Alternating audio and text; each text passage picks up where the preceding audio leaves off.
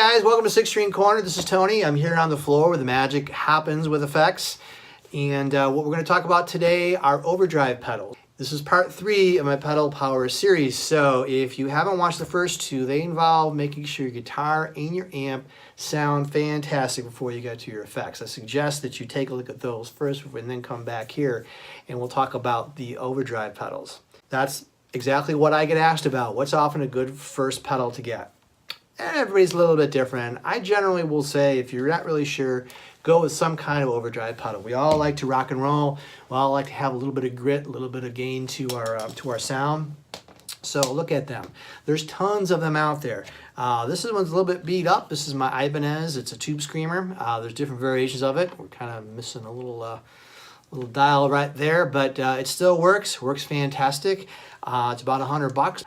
You can find a lot of different overdrive pedals for a lot cheaper that are out there. So just experiment.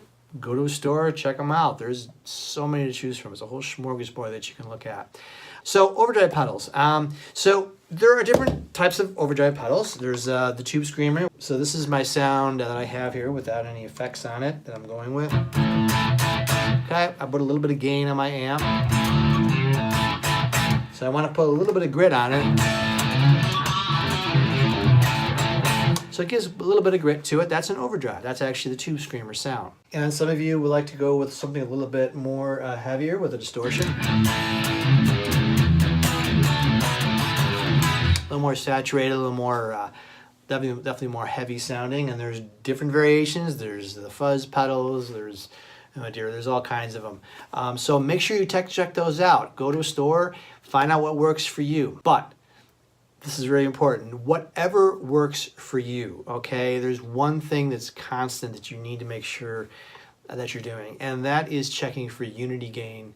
What is unity gain? Unity gain is making sure, very simply, making sure that the level on your amp is the same or very close to the level when your effect is on.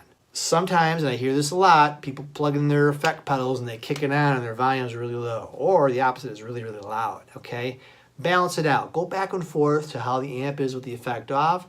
Kick it on, adjust those levels, and make sure that you're pretty close to unity gain.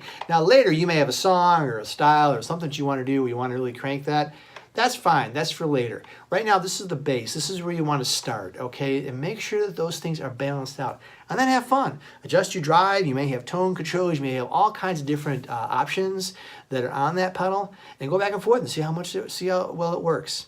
And as long as your amp is sounding good, your guitar is sounding good, and now you got an overdrive that's sounding good, man, I'm telling you what, you're going to have one killer sound just with that. Thanks for watching.